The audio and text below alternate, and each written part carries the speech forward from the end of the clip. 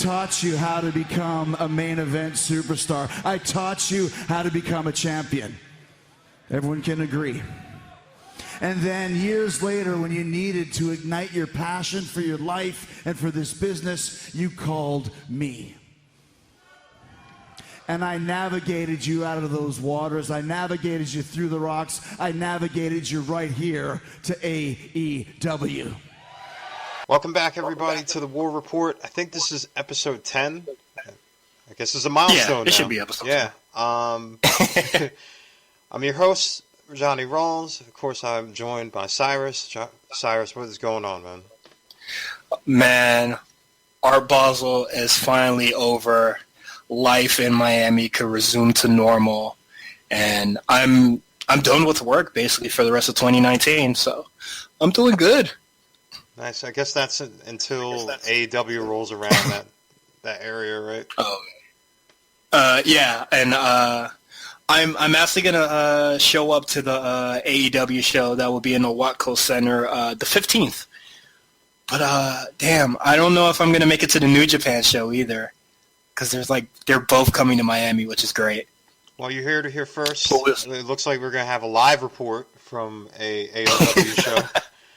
And if you go based on... Yeah, absolutely. I probably, I'll be going to AEW first, and then I'll see what is possible for New Japan, the New Japan show. But AEW is my first priority to see live. I want to experience that atmosphere that Twitter, talks about.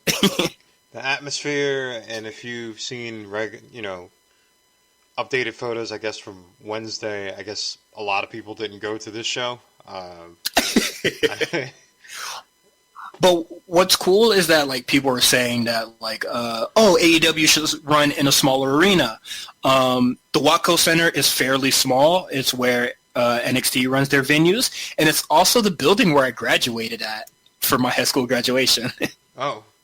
Well, there you go. Sentimental value with your AEW show. Yeah, it should be cool. So both of these shows this week, we'll just get right into it. I think both of them are building up to their end-of-the-year shows. Next week, of course, NXT will have their big finale, and then AEW Dynamite is calling it their winter finale, and then they will both be off for Christmas. Thank goodness. Give the talent some rest before they come back for the new year. I think AEW will be back New Year's Day. NXT will be back the week following after. I think they're taping. They're taping matches that will probably air in the interim. Yeah, that's what these shows really felt to me watching them, building up for these big finales that are going to come up. Because we got titles on the line, and if depending on who you ask in AEW, a title's on the line, a title's not on the line. It depends. It's either Shivani or Jericho kind of disputing that, but we'll see. If you ask a wrestler, it's no. But if you ask a non-wrestler, they're just yeah, it's definitely for the title. And it shows me that they're just as confused as we are. Yeah. Let's go to AEW Dynamite first. So, to kick off the show, we had Moxley and Jericho have a segment. Of course, Moxley had another squash. Then Jericho comes down, and he goes briefly through their WWE history, which, to me, I thought was... It's not much. Yeah, they had that one feud. He touched on it, and he basically is saying, you called on me for help. Whatnot, and then he offers to join in the inner circle. And this segment to me felt very WWE-esque. You've seen it with Austin to McMahon when Austin won the title, believe when he won the title against Shawn Michaels that one time, and then the night after he's he's gonna make him the corporate champion, and then that kicked off the whole Austin McMahon thing. It felt like they were basically drawing this out because, he said, don't decide now, wait until January. And which is stalling for the eventual title match that they... Yeah, and they announced a new pay-per-view, AEW Revolution. They're going, surprise, surprise, they're going back to Chicago, February 29th. I do not think that they can lengthen this with their roster that they have right now. I don't think they can lengthen this and hold this off any further. I mean, that's a month and a half worth of build, and they've already been building to it for 3 weeks. So, which is like just AEW just getting too like overzealous. Like, slow it down, Yeah, but with that, like, I say slow it down, but at the same time, like, look at their mid card. They barely have one. They don't really have anything built yet. You know what I mean? Like, and honestly, that's their own fault because they are speed lining a lot of these feuds instead of focusing a lot on the mid card. So going off of that, of course, everybody is familiar that Jungle Boy is going to get a shot at Jericho next week for their finale. Like we just said, maybe it's for the title, maybe it isn't. But the last I've heard, it's a non-title match. There's a big brawl, and Jungle Boy got an unofficial pin on Jericho, which, one funny thing, like, Cornette actually mentioned that this is how he would have built it up. And I thought it was funny that, like, they did the exact same thing. But I thought it was a nice little touch that, like, Marco Stunt count gets the count and Jungle Boy gets the, I guess, quote unquote win. What do you think? What do you think Jungle Boy's chances are of actually beating Jericho next week? Absolutely zero. But I do like, a lot of the stuff that they're doing, building up to this. My thing is that, they kind of did the same thing. Well, similarly with Darby Allin, with like him getting like a couple big wins and then facing Jericho, and then he eventually loses and then completely dialed it back. So doesn't have hopefully and then maybe Jungle Express does become number one contenders, or Jungle Boy gets like much needed experience and probably see like a character change or just a change in how he works. So I'm actually going to go the other way because just going off what we were thinking about, that they need to build a mid card, and if you're going to do Moxley Jericho at the end of February, you need Jericho to kind of have a foil for a little bit. And there's this whole thing with Jungle Express and the Inner Circle. I'm going to go all, out on a limb and say that Jungle Boy actually wins. I mean, I think that it's just... If Jericho beats another guy, who else is there for him to fight? Like, it's like... Is he going to fight Jimmy Havoc? Omega, man. We'll get into what they're doing with Omega in a little bit, but you can't... Jericho can't keep on running through people left and right. You know what I mean? And presumably, Jericho's not going to be on the New Year's show because he's going to be in Japan fighting for WrestleMania against Tanahashi. So, you know what I mean? Like, it's just like they are like running through feuds and a lot of stuff. Like I don't think Cody should have done the whole like, never face for the championship again, because I think, they could have continued that feud going forward, and I also think like the win-loss kind of thing also adds into that just slightly.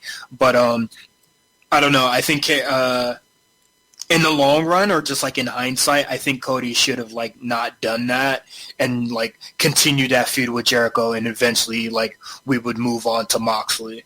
But it is what it is. I'm actually going to do a little weird segue here. Jake Hager's tweets. All right. He was talking about Greta. That poor. That it's just. Why? Why? The young girl that won the Times Person of the Year. Yeah, he was. Yeah. I'm trying to look up the tweets now. Like he basically just has his tinfoil hat Greta on, Thunberg. She's saying been like doing amazing things with climate change and traveling around the world. And Jake Hager basically goes off and calls time like it's fake, a joke, saying that climate change is a lie.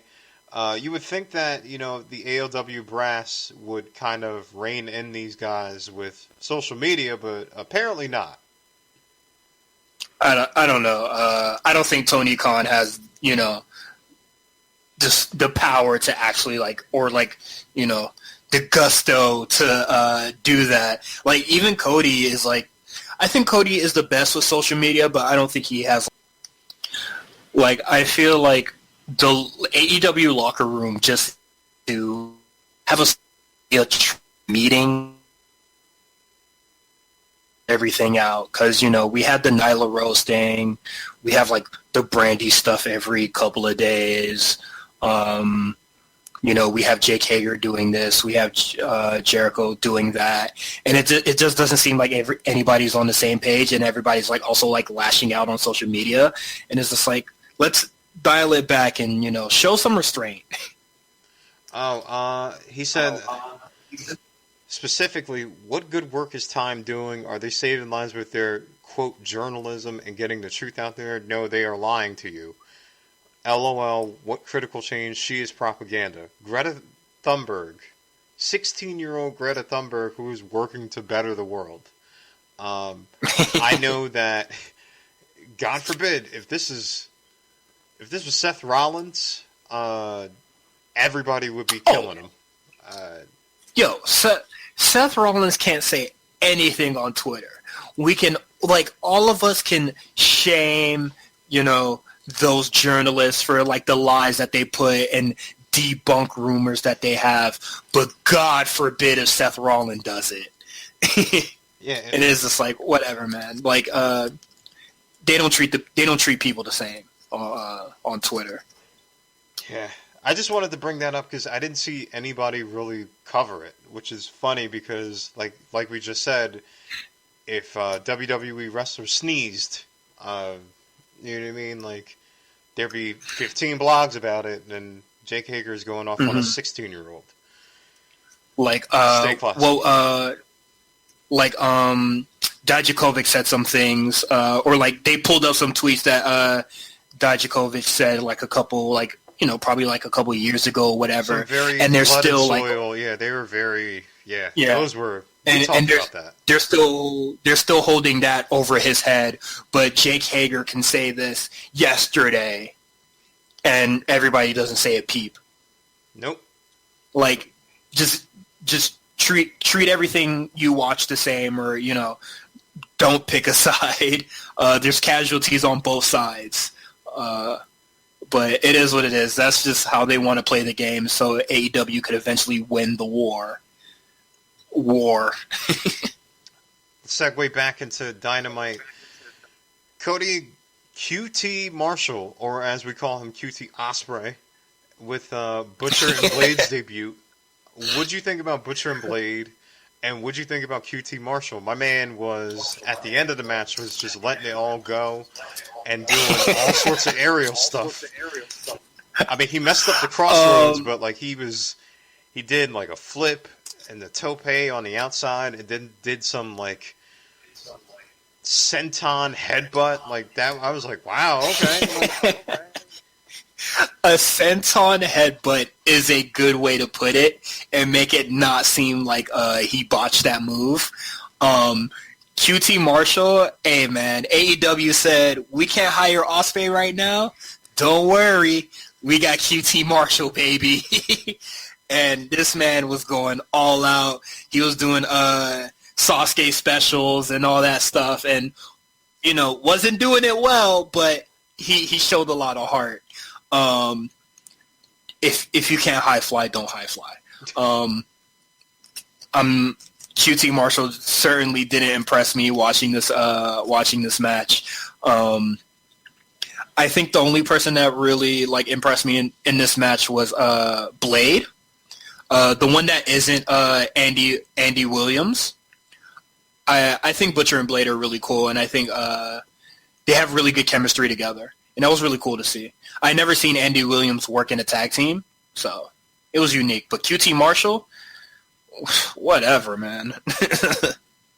Listen, man, QT Marshall actually impressed me because I did not know that he could even attempt to even do all that.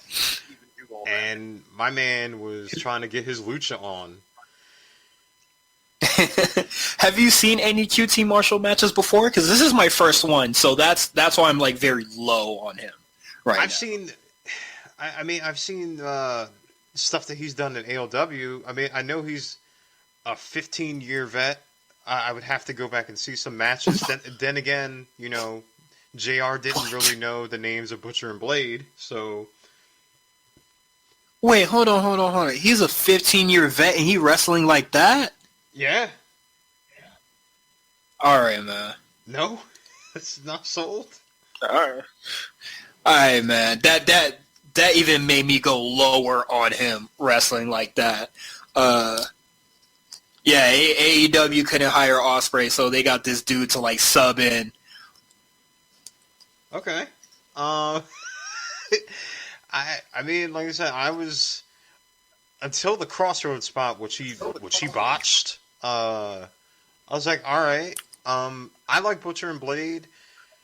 I hate that they're kind of they're entangled into this whole MJF thing, and that's another thing I wanted to point out. Cody's coming out right in his entrance, and he tried to do screen and screen with an MJF promo, and you can't hear it. They have they have Cody's music blaring, and you could barely hear what MJF said. Thankfully, he came out and did another promo after this, but I was like, all right, like this ridiculous. This is another week with audio issues. Like everybody's just like, you know, they're a brand new company, you know, give them some time. All right, how much time you need to just learn how to lower the volume? Like should I give you a year to realize that, you know, maybe you should turn Cody's music down? Like seriously? Like ridiculous. And, you know, obviously, like, I was the only, like, at the time, I was live tweeting it since I watched AEW first this week, and I was the only person on the timeline that even had that, like, complaint. But I thought it was just me. No, I couldn't hear it at all. I actually had to turn it up and still couldn't hear half of it. But I thought it was the right thing that Butcher and Blade got the win. Of course, there's a couple after angles. Darby Allin came out and helped up Cody. There's a stipulation there. He said that he would team up him against Butcher and Blade, and if they win, Cody has to give him a rematch because, of course, they went in that draw. That's a nice little segue there to bring back Darby Allin because it's been about 2 weeks since we've seen him. And then, like I said, MJF comes out and does a promo. Now, I actually really like this promo. I think it kind of just like went a little too long for me. Also, just like just the structure of where this promo is placed, it kind of just like, you know, I was just like, this obviously could have been done better. Yeah, but I think the MJF promo was really good. Like I think it probably should have ended like 5 minutes ago, but it was really good. It's just weird because you had Cody kind of stand there after the whole Darby Allin thing, and you have like the commercial and picture. Then he goes to the back, and then MJF comes out. So it was like, did they not pass each other before? Like, you know what I mean? Like, why couldn't MJF like come out after Cody lost and then barred him up? You know, like it could have been structured a little better, but. Overall, the MJF promo is really good. I like what he did with the Kiss the Ring thing. It harkened back to Cody's ROH run. That was pretty cool. It was funny. He was making fun of his lisp. People were down on him doing the Kiss the Ring thing, but obviously it's like to spite Cody, you know, kind of thing. So I was just like, I'm not too worried about this. He says that he'll fight him, but of course it's with stipulations, and we won't hear about that until Jacksonville. So I guess stay tuned until the 1st, and then we'll figure out what's going on there. What do you think about Big Swole's debut against Emi Sakura?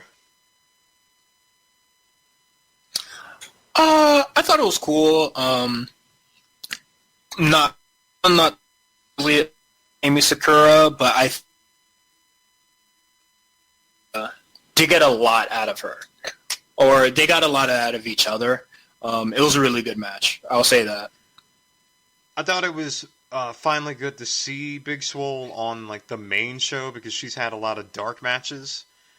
It was weird because Hikaru Shida was like at ringside and they were harping that, you know, like she's the number one contender for now, but if you look at those rankings, that's not quite what happened.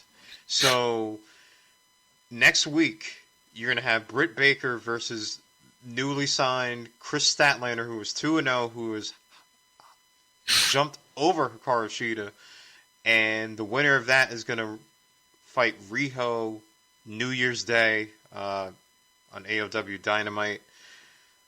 I kind of want to segue into the Brandy promo, and okay, so Brandy has like the kind of Nightmare Collective promo where she alludes that Riho's not there to defend the title. Leva Bates. Wait, you kind of you cut out once you said Brandy. Okay.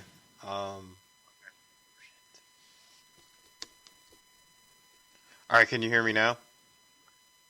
All right. Yeah, you're good. I'll just do it over again. So Yeah, no problem. Brandy alludes to Riho not being there to at all to defend the title. I don't know why. Okay, so you just kind of you kind of trashed your champion, right? She alluded to Leva Bates taking pins all the time, and then she alluded to Britt Baker alluding to Adam Cole, which Britt has never done. Excalibur did that, and then there's this weird thing where she kisses a bald man's head, and then I guess they'll reveal that later. Yeah, if that's another like a new day, you know, like, but I guess like the Nightmare Collective needs a male wrestler, so they could probably like run amok in the males division, so it's not too women dominant, I guess. But Britt Baker has never mentioned Adam Cole once on the show. But you know how many times Brandy has mentioned Cody? She mentions him. She mentions him in this Like, promo. Like for real?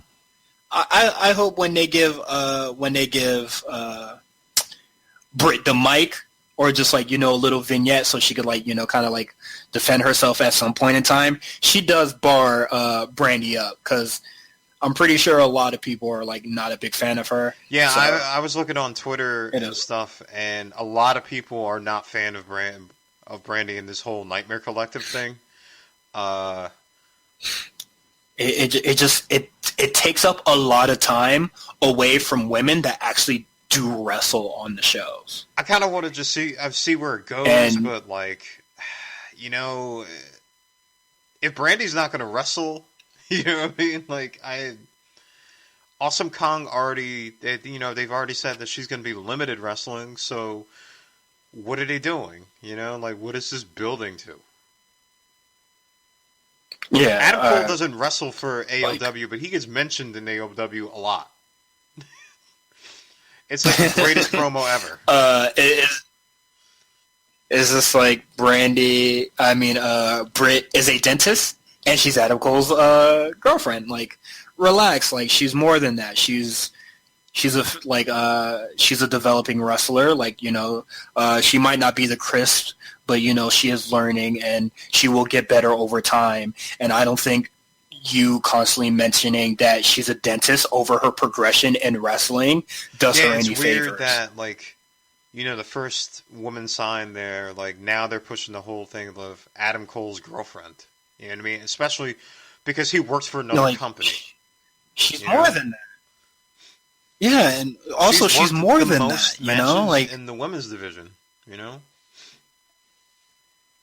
I don't get it. At the top of the women's rankings, so I don't get it. It is what it is. I guess we'll just wait and see.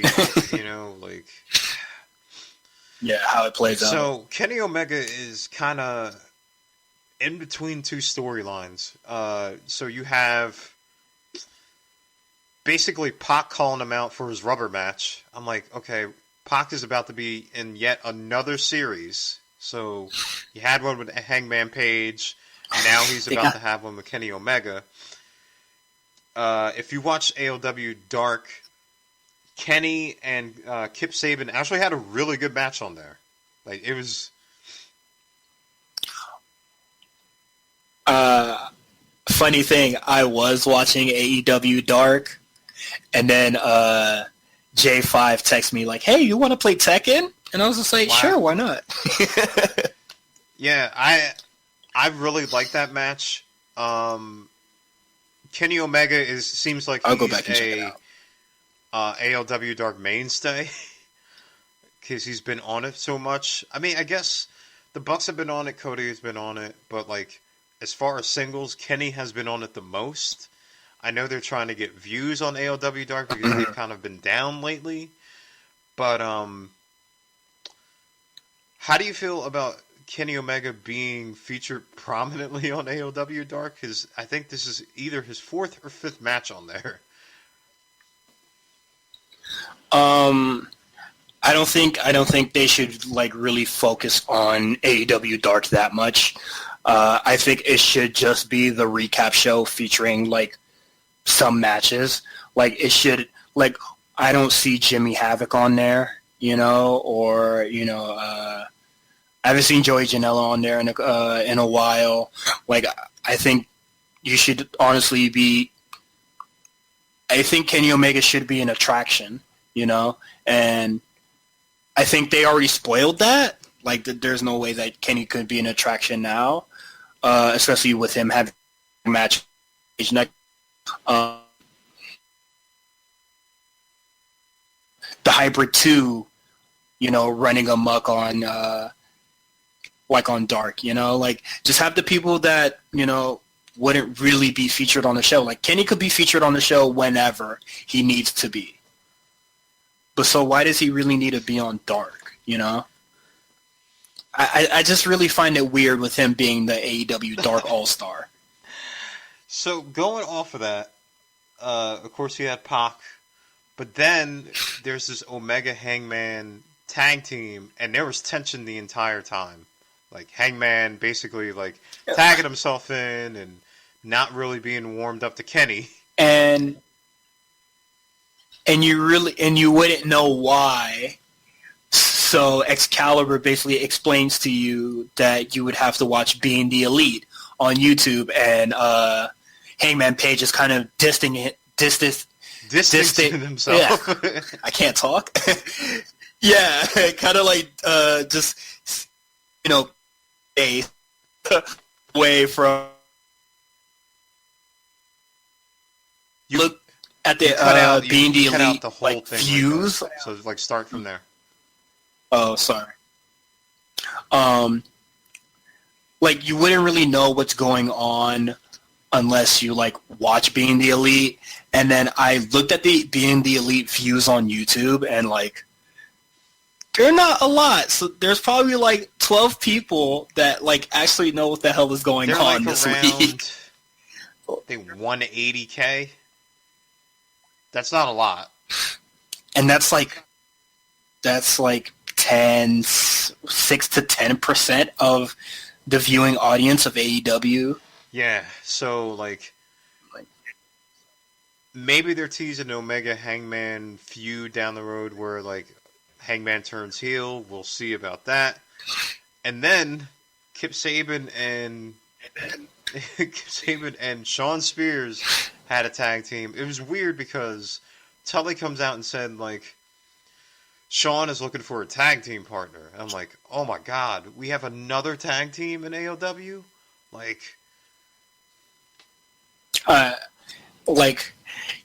what is it? Tully Blanchard during, I think, Sean Spears' entrance is just like, I came up with one of the most greatest tag teams in AEW. And I was just like, you just put like a random dude with Sean Spears. Like, they don't have any chemistry of the sorts. Like, and I don't see them being a tag team going forward. So let's like dial it back a bit. Let me kind of like paint the picture of what happened afterwards. So Joey Janela comes out, the lights go out. Enough of that in the AEW. Like, it seems like this is once every single show that the lights go out. Okay. You remember when they did it like three times in one show? Is there like, did somebody pull a fire alarm or somebody messing with the electricity or something like that? I'm like, okay. The lights go out and Tully's tied up at the top of the ramp, right? So it's Joey Janela who does this. Sean Spears somehow goes down there. He beats up Joey Janela and is able to untie Tully Blanchard. And then Joey is like crouching down, hiding from Sean Spears, waiting for him to untie him and then attacked him. Like, I'm like, waiting for him to reply. So like that whole thing was kind of botched. Like the Omega Hangman tease, cool, but they're really going with Janela and Sean Spears. But I was just so confused. I'm like, all right, like, first of all, Joey tied him up terribly. If Sean was able to untie him within 2 seconds, and then like, why not just attack Sean when he's trying to untie Tully? Like, he just waited. He's like, all right, like, let me give him a second here. I don't know. That's I like if Sean Spears is doing the thing with Omega right now. Like, what happened to the Joey Janela thing? Because we really haven't seen development of that in like last week. And then Joey Janela came out, and I was just like, oh, they are continuing this feud. And then it was just like it went poorly, and I was just like, why are they continuing this feud? Hopefully, I think for the New Year show or just like next week, they kind of just get this thing together, and then we can move forward. So the end of the night, you had the Texas Street Fight. You had the Young Bucks versus Santana and Ortiz. What'd you think? I mean, this is their second match that they had in AEW. I thought the first one was pretty good. It just ran way too long.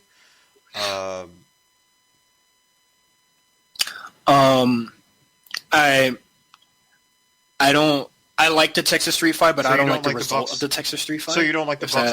If that makes sense. No, I don't. Think Inner Circle looks like a whole bunch of jobbers. Yeah, because Sammy did lose early. And Jericho is just a guy around. Yeah, you're right. Sammy did lose earlier on to Luchasaurus. So, you had that happen. Mm-hmm. And I guess the Bucks would be 5-3. And Santana and Ortiz are on a 2-match losing streak now. So, Like, are you serious? I mean, I like this match. Of course, they had the helmet spot. That was like, yeah, they did a lot of goofy stuff, but just like after like the first Young Bucks match with like all the weird selling that was in that one, I'm just like, it is what it is. It didn't really bother me too much. Also like the chair spot where he kind of just like stood there waiting for like the drop kick to come, like that. It didn't bother me. I just think like Santana and Ortiz or Pride and Powerful just look like a bunch of like they look like a joke. Like why aren't they getting like 50? I don't know if with the SCU match going like next week, if Pride and Powerful are going to get involved and then cost the Bucks the match. But I'm like, oh wow, they are prolonging this feud, and then we have yet another rubber match situation. I feel like everything in AEW comes down to rubber matches. Like 50-50, 50-50. The last thing I want is for Pride and Powerful to interfere in that match. I want them to just get away from the Bucks. Maybe they can fight Hybrid 2 of some sort, get them on the show, or whenever Dark Order gets their stuff together with all the vignettes they've been doing in the past 2 weeks. Like, maybe they go against them. Like, honestly, at this point, I don't think they're ever going to, like, truly beat the Bucks. Or, you know, like, beat the Bucks when it matters. So it's like, whatever to me at this point. Or look when... So next week, for the big... Yeah. Number one contenders. Big finale. Like, I don't get it. So you got Jericho versus Jungle Boy. You have Chris Statlander versus Britt Baker. And then you have the tag team titles match with SCU and the Young Bucks. That's how they're going to end the year. What do you think about that card? I know we're going to NXT, and there are two big title matches that are going to happen. I'll say this: I'm looking forward to the women's match, but I won't be watching AEW first next week. I'm also looking forward to the women's match. I think SCU and the Young Bucks are going to be decent. I think, depending on what Jericho shows up, Jungle Boy and Jericho should be fun. But let's get into NXT. Yeah, one sure hope, right? So let's get into NXT because there was a lot of build-up here. I felt like there was some stuff that happened to get us to next week, but ultimately, I feel like, you know, the finale is almost takeover-esque, if you want to say. Oh yeah, they're ending the year strong. Angel Garza, my man, had a huge night. Huge night. They gave him and Lio time. This was almost 30 minutes. This was a hell of a match. I liked it even better than their first match. Mm-hmm. Angel Garza is your new cruiserweight champion. Not only is he a champion in wrestling, he's a champion in life because he also proposed to his girlfriend and she said yes. So you got a proposal and the championship. What did you feel about this match? I thought this match was absolutely fantastic. I really liked this match a lot. My only nitpick or whatever is that they changed the cruiserweight. Like, there's a cruiserweight champion every or month. I was really dual, but if he had to lose it to anybody, I'm glad it was Angel Garza. I think he's absolutely fantastic. They play a lot of hot potato with the cruiserweight title. I want to see them fight one more time, but I also want to see Angel Garza hold the belt for a while. You know what I mean?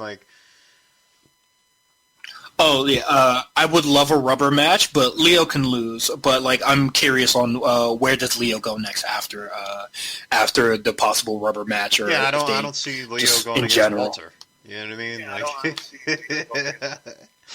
you know what I mean? I want to see. Did they do Lio Rush and Kushida yet? Because I would love to see that. I want to say yes, but if not, I would love to see it again.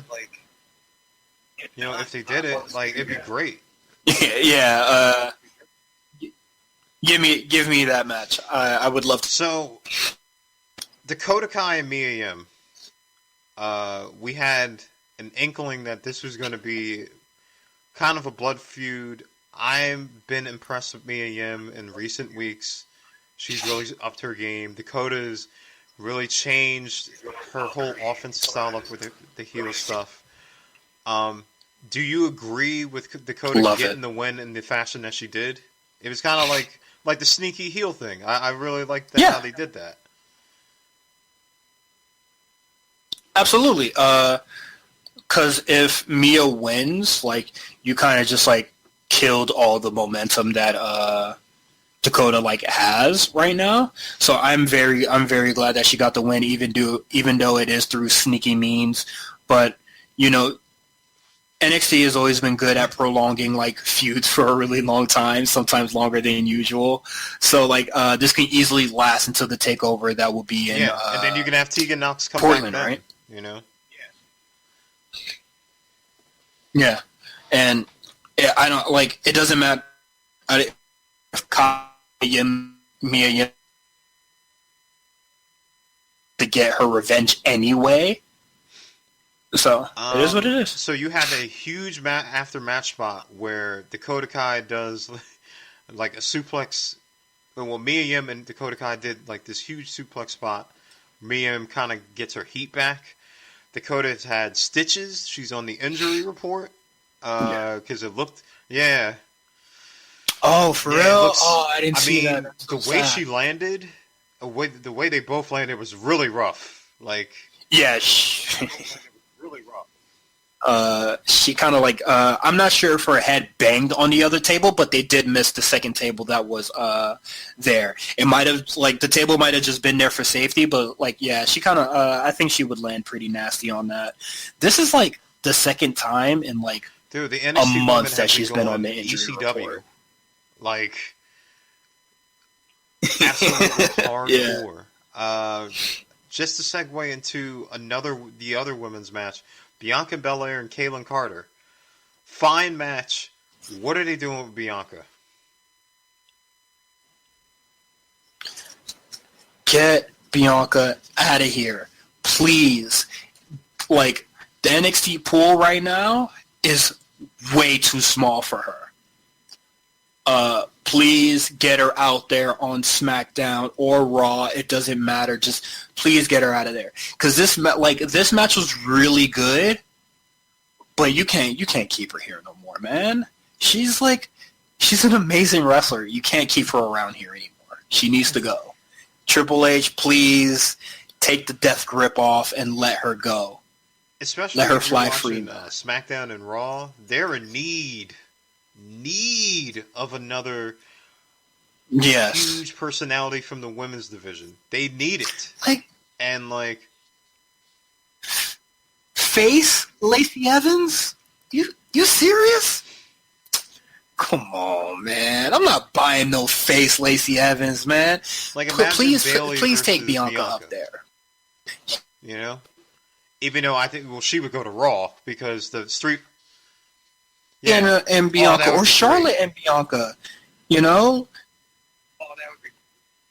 Right now, Raw is a 4-women division, and SmackDown is a 3-woman division. Even though they're trying to do stuff with Criss Cross or Bliss Cross or whatever the hell they're called, and Fire and Desire. Dana Brooke. They're trying to make use of the women, but it's whatever. SmackDown is trying to get the use out of them women. They're trying to use them, but take Bianca out there so there's actually something in the mid card. Xia Li, you know what I mean? People like that. Taynara. You can't do that if Bianca and them stay there. Eventually, H-Man is going to have to let them go. Yeah, and also it just it led me because her. So where is Io Shirai this week? She was absent. Yes, she was absent this week. She was absent last week as well, right? Yeah. Sorry, last week was a blur. You're gonna have to do something. Whether it's in the new year after this takeover, Bianca's more than ready to move. You know what I mean? These matches and stuff. Everybody's gonna be oh well, Bianca's in the hunt. Set her free, bro. How long is she gonna be in the hunt? You know what I mean? It's. I don't know.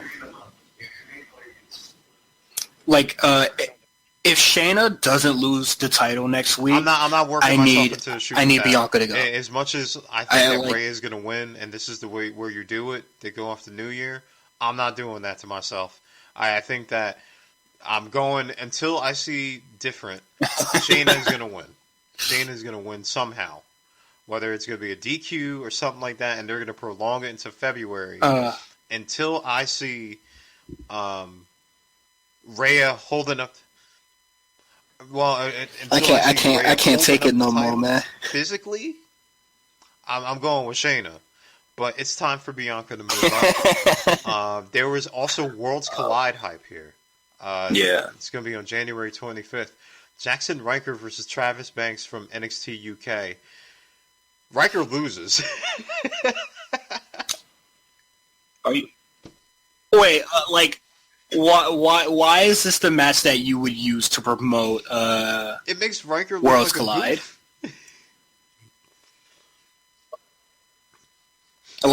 How does this make me excited in the slightest? The boring guy from NXT UK and the boring guy in the tag team that is literally called Forgotten Sons. Well, it's funny because are you serious? All three of the Forgotten Sons are there, but Travis Banks, my man, still gets the win. I don't know what they're doing with Riker. And I know people are like, we don't care about the Forgotten Sons. But we've been saying on the show for a little bit that, we want to... One NXT... You remember that one NXT takeover where he interfered in the match and it literally took reminded me of, everybody to put him down? Where the kids, light up the big guy. They've learned how, punch up the light-up doll. That's what it... felt that when I was watching that Jackson Riker spot.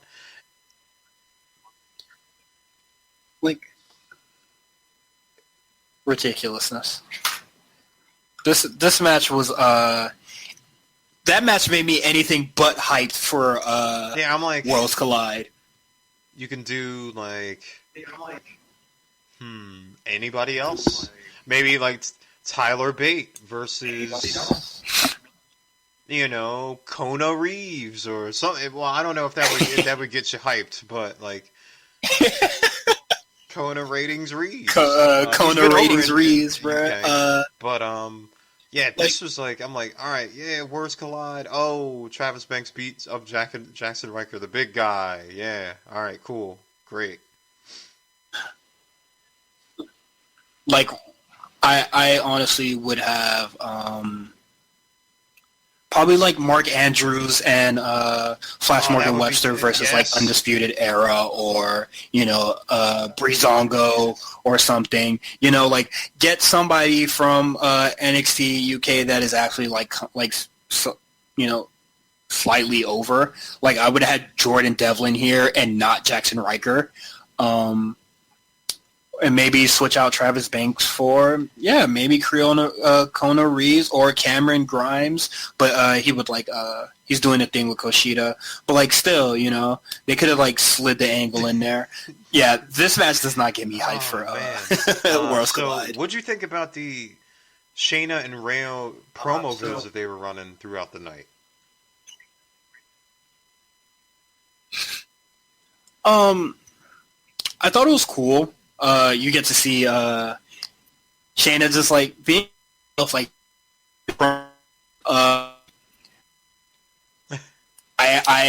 I agree.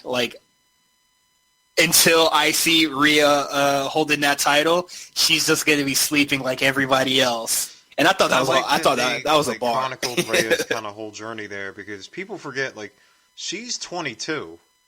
She's either 22 or 23. She's super young and she's basically a prodigy. You know what I mean? She was 19, she came in, she had that gimmick, and then she turned into this gimmick, and really has built up to this point. I really like how they have built, this whole match to feel really important because it does feel like a takeover.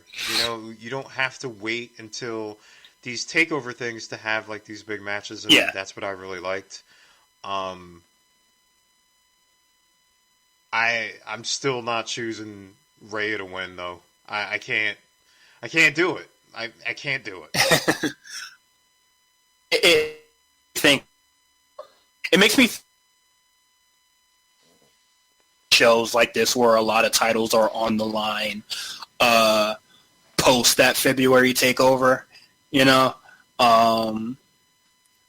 Like I would say so, due to, you know, next week being like a title match heavy show, and it's like post War Games, but who knows? Maybe they just want to blow out something for the big year. Kinda like you the know? lasting image that you have is like Shayna losing, and then like when we come back, like Shayna showing up on Shayna showing up on SmackDown.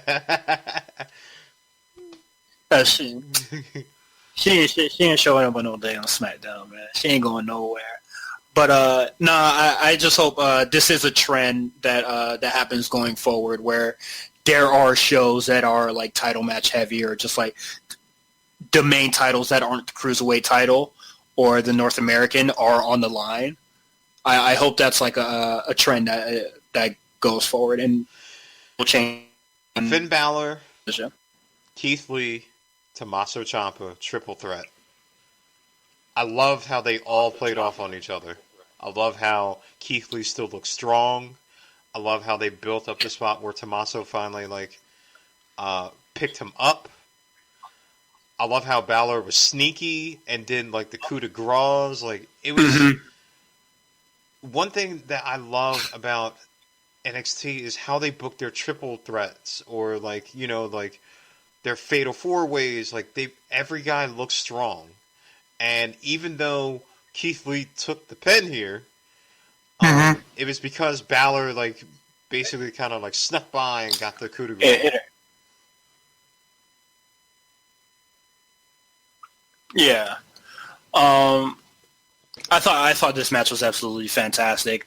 I did have my worries like a couple like weeks ago about like a Tommaso Ciampa versus Finn Balor match and who would like win that, but I think Keith Lee being in the mix is really cool. You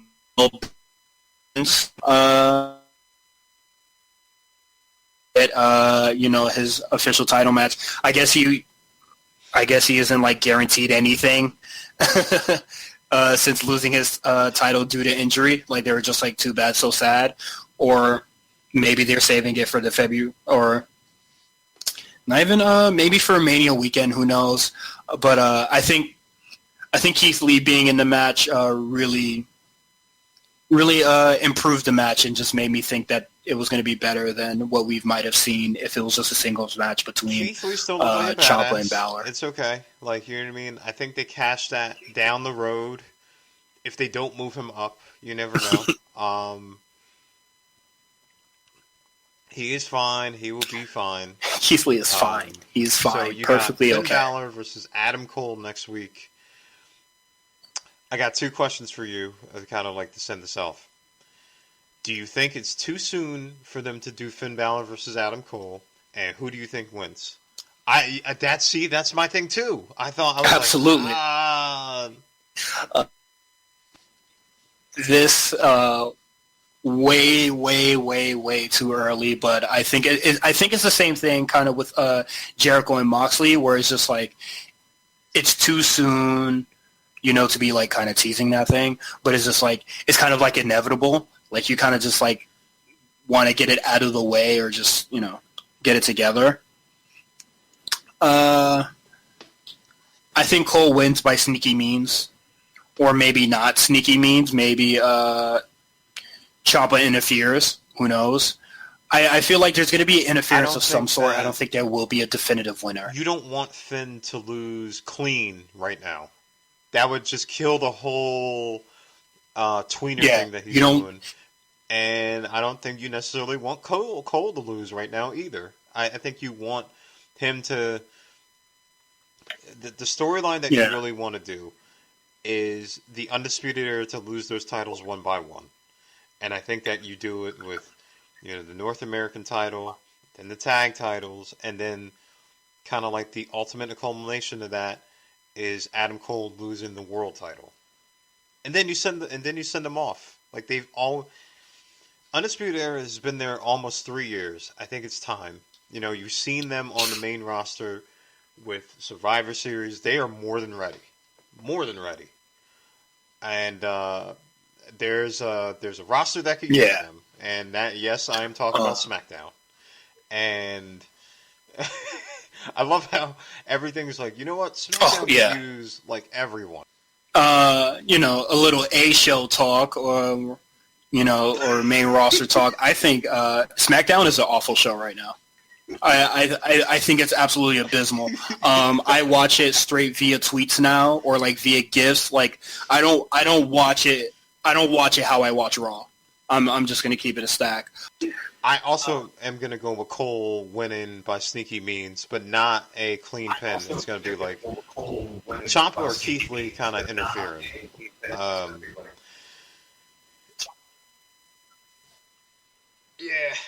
I don't think he. I think Ciampa interfering for sure. To round out the year, we got 2 big matches in NXT, 2 big title matches. We got AEW Dynamite. They're trying to do something to counteract it, if you want to call it that. Now, with our show next week, we're going to do some of the year awards. I think we should do a report card of some sort for AEW because they haven't been around as long. But we have a lot for AEW. I wanted to, before we get out of here, because we record on a Friday night, I wanted to get your brief thoughts on what just happened at ROH Final Battle. So, in case you don't know or you're not watching ROH, Pico has won the world title from Rush. Yes, Pico is the world champion. Rush, if you want to believe the rumors, his contract is up soon. And that could be an indication that he will be indeed leaving. So,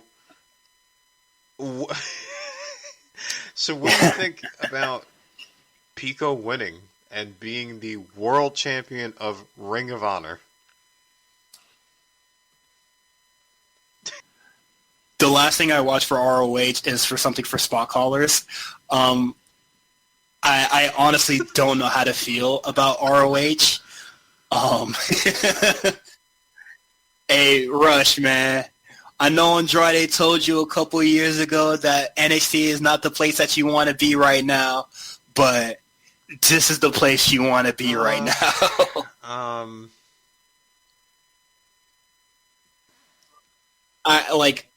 Giving your main title to somebody that is like 50 plus or however the hell old Pico is, like whatever. Like I think his gimmick, like his indie gimmick, ran stale for like long ago, like since the Walter match. Like he's just a guy that can take bumps and not be injured for X amount of months. Like I don't think he's good.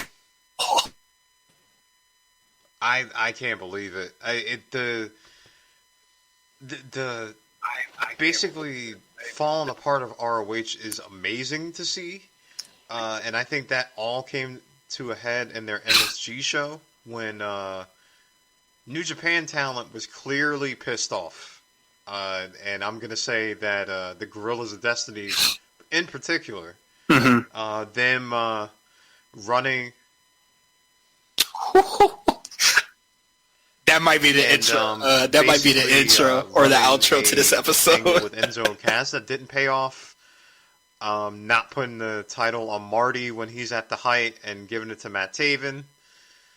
Where it kind of... I was there because I was like photographing and it sucked the life out of everyone.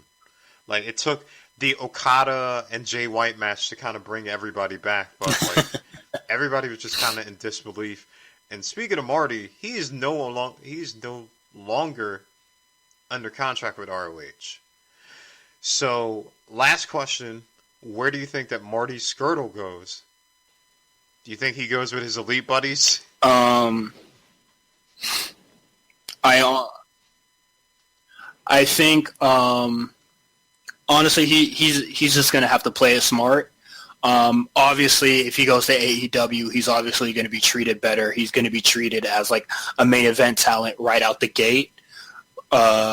and NXT, they're gonna try to take some time and do their just their NXT thing with molding them, or just seeing what they can really do, and seeing if they're more than a bingo hall talent, I guess, or whatever. NXT UK. Marty, just come to NXT, man. That's what a paper is, man. NXT UK. Or NXT UK, you could go home, or you could do the. I don't really place right now in AEW. I don't know where he squeezes in or who he feuds with. So they're probably just think it over. You're a free man. Do your thing.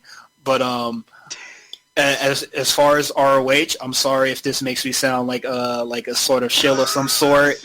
But I can't wait for that company to go under so WWE can put their library on the WWE network, so I can see Samoa Joe versus CM Punk go 2.5 hours or however freaking long they went in that match, and live my life. It is. I'm happy for Pico. I'll just say that, kind of signing off. Good for him. But that's their big pay-per-view. That's how it ended. A lot of seats open, apparently. A lot of talent leaving, and wow.